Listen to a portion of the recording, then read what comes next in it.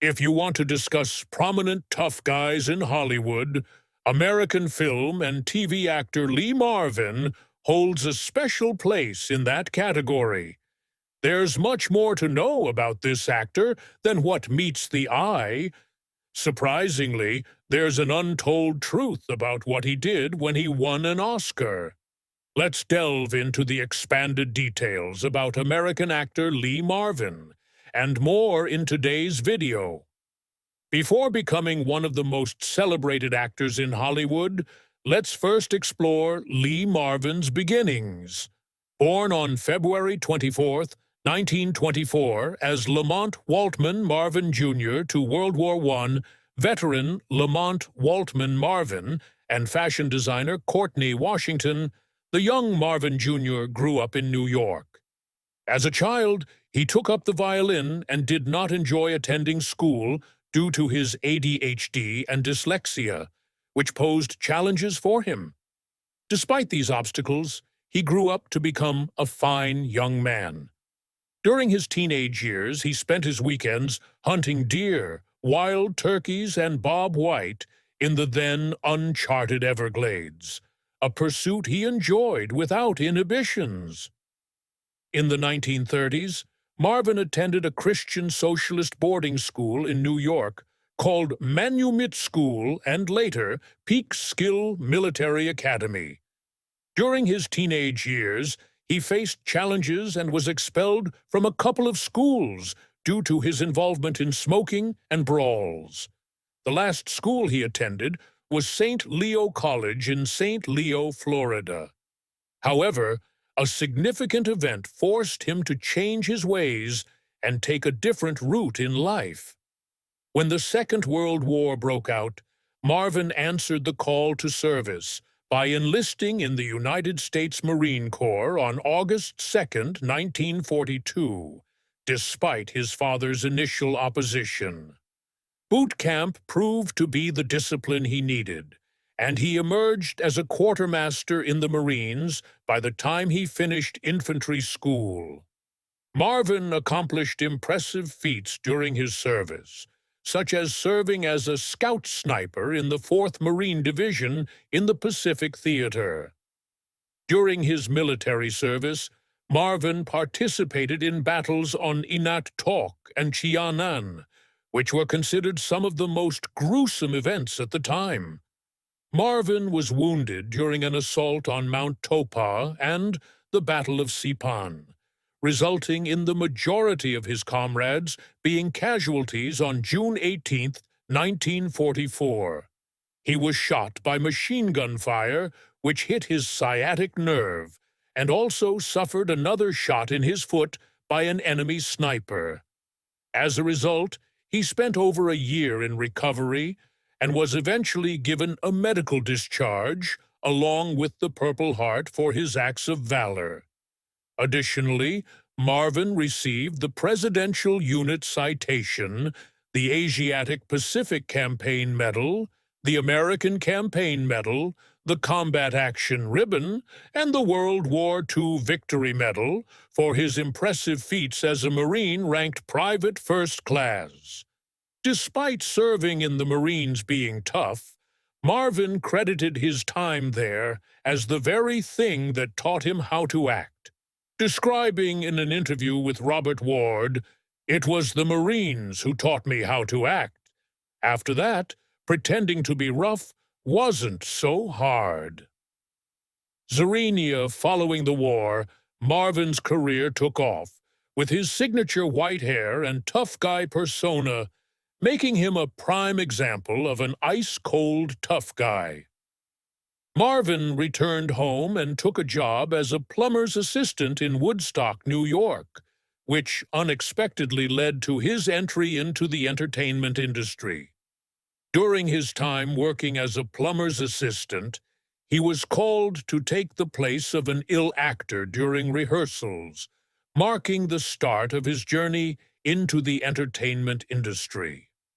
Marvin developed a strong passion for acting and secured a job at a company, earning $7 weekly.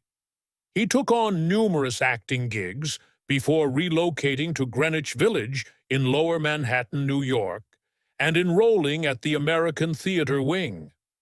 Fortunately, the GI Bill covered the fee for his acting lessons at the start of his career, providing benefits for returning veterans.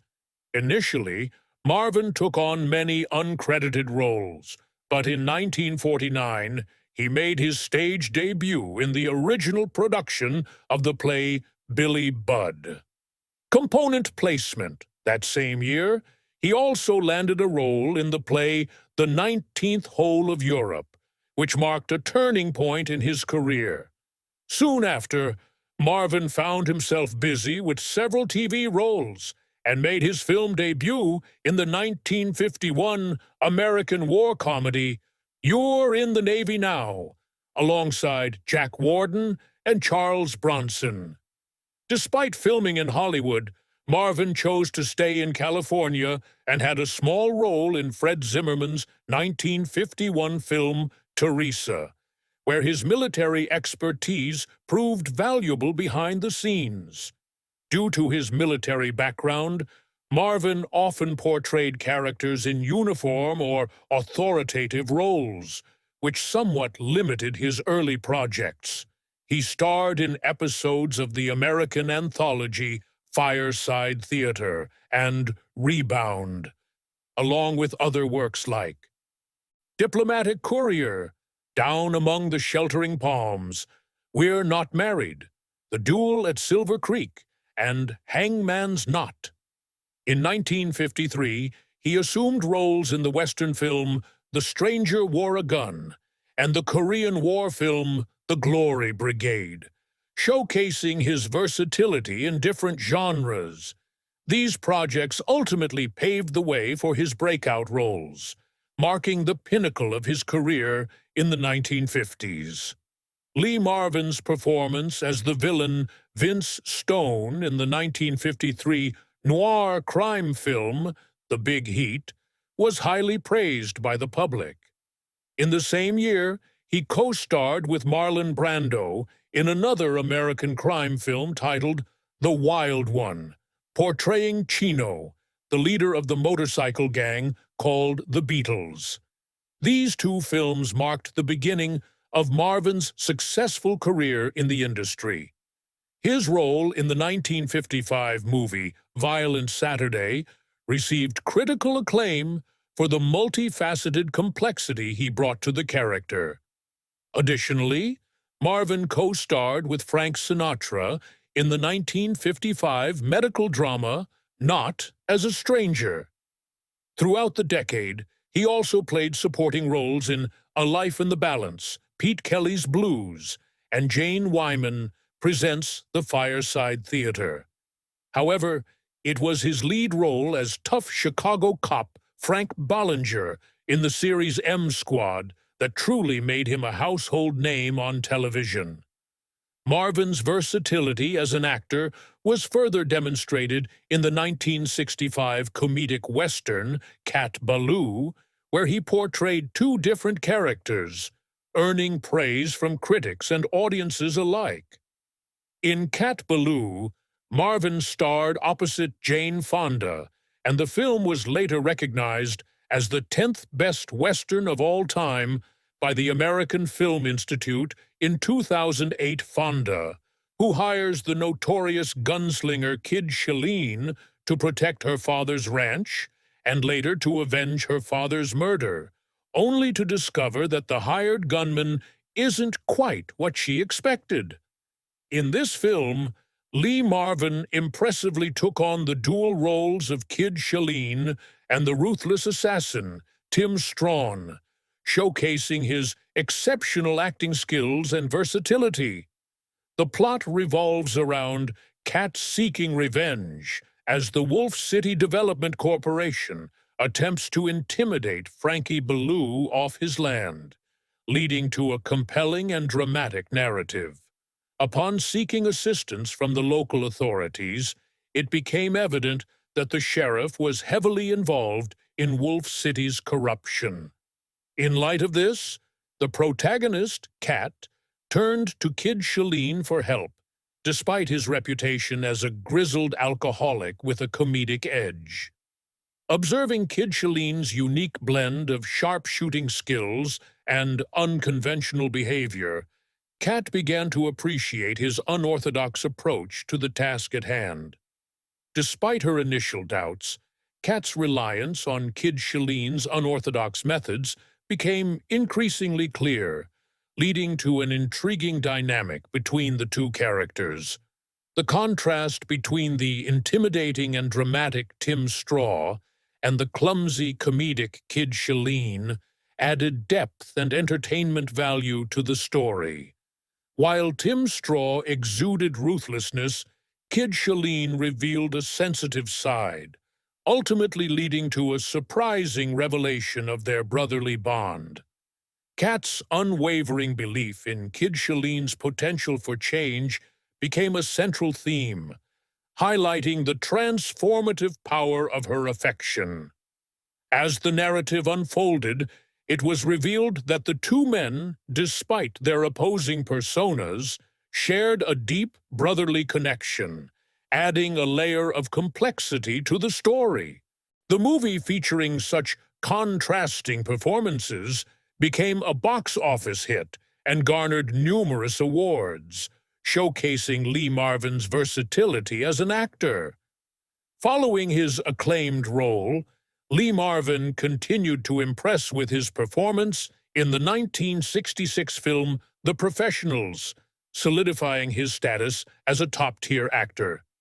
Lee Marvin's success opened doors to more opportunities in the film industry, leading to his notable role in Point Blank and Hell in the Pacific. Zrania. Despite the relative lack of success of Hell in the Pacific, Lee Marvin's reputation as a formidable actor remained intact, paving the way for further career achievements.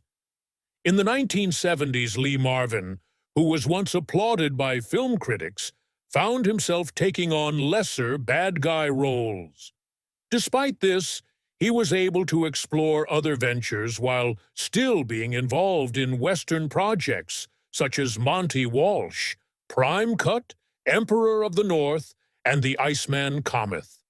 Although he worked with many people, Lee Marvin was known for being particular about his friends and valuing his privacy, which led to only a few instances of him discussing his industry friends.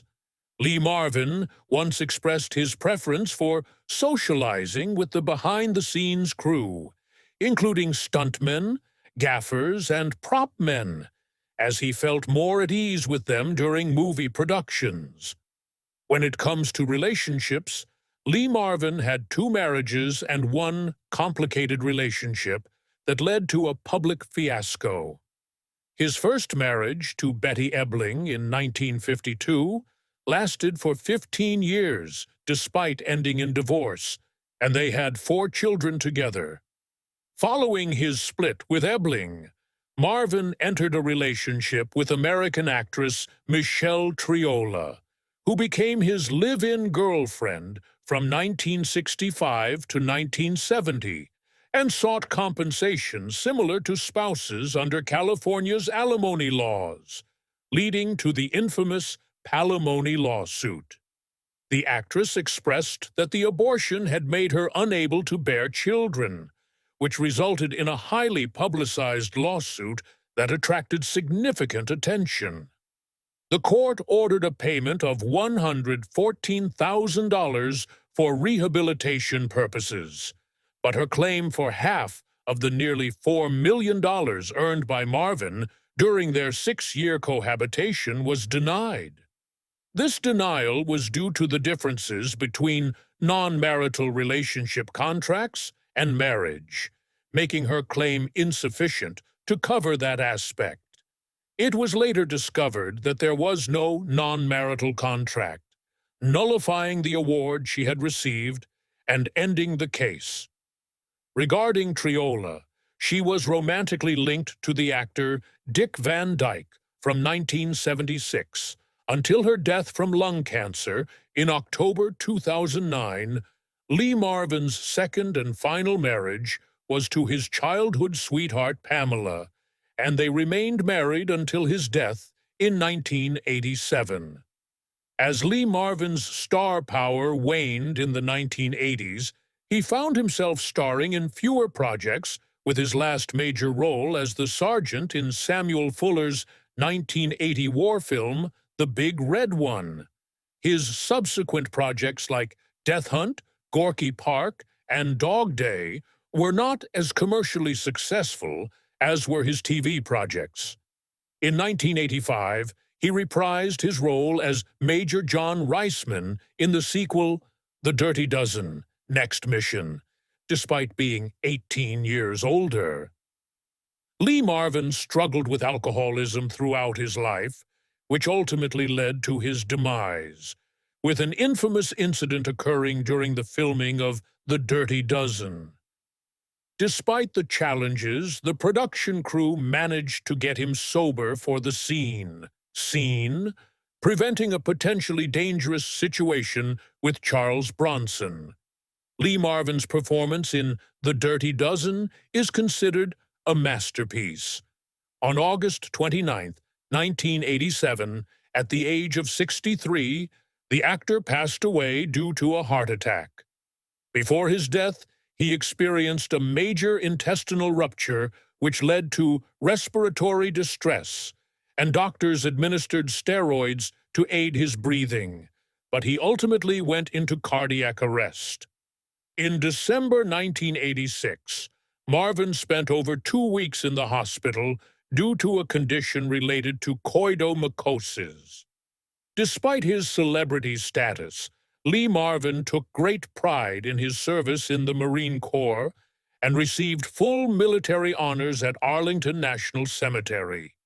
His headstone reflects his military service, with no mention of his acting career. Lee Marvin's headstone reads, Lee Marvin, PFC, Marine Corps, World War II, highlighting his dedication to serving his country over his acting career. Marvin's perspective on Hollywood was shaped by his belief that it could be fleeting and unpredictable. He once expressed, "One day you're a big shot, and the next, you're in the gutters of stardom." Component placement.